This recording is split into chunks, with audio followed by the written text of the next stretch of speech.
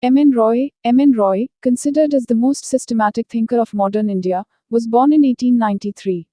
He took keen interest in the revolutionary activities and visited countries like Japan, China, Mexico, Germany, USSR, USA etc. to carry out national struggle. He organized the first communist party outside Russian in Mexico. He also took steps to propagate communism in India. On his return to India, he tried to activate the Indian revolutionaries and was arrested and sentenced to 6 years imprisonment. In 1939, he formed League of Radical Congressmen, which continued to work for decentralization of authority and freedom from British imperialism. During the Second World War, Roy developed sharp differences with Congress and formed the Radical Democratic Party.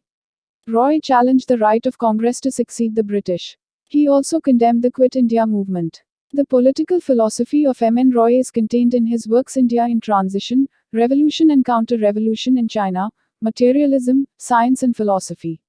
On the Congress Constitution, People's Plan, National Government, Rise of Romanticism and Revolution etc. M. N. Roy considered the individual as an end in itself and the other organizations of the society were merely means to that end. He attached great importance to individual freedom and was not willing to subordinate it to any other factor, as religion, morality or even supernatural power. Roy was opposed to the Western type of democracy because it did not ensure economic, social or political freedom. He favored a democracy based on decentralization built up from below. He also opposed the political parties because their leaders try to impose their will on the member.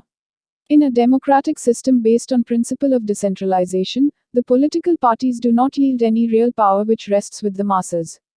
Roy stood for provision of adequate representation to the minorities. For this purpose he favored separate electorates.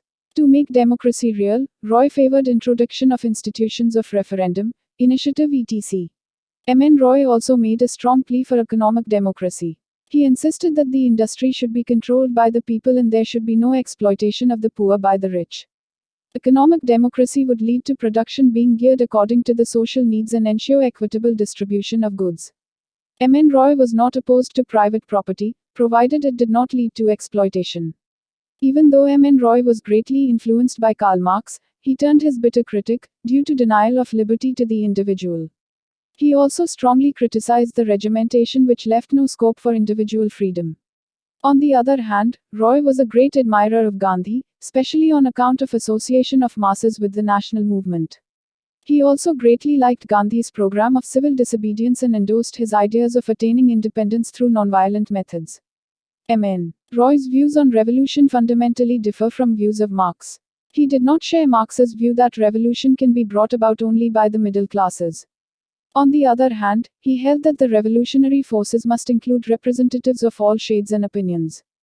Roy laid emphasis on certain prerequisites of revolution which included educating the people, wiping out mass illiteracy, creating consciousness about political rights among people, highlighting the high-handedness of those in power etc. M. N. Roy considered nationalism as an evil because it is based on hatred. He said that once the borders of the states were abolished, most of the social, economic and political problems would be automatically resolved. The main contributions of M. N. Roy to political thought were emphasis on individual freedom, advocacy of democracy even though he pleaded for replacement of existing democratic system by organizational democracy, his ideas on decentralization of authority, his ideas on economic planning, social changes through nonviolent and peaceful methods.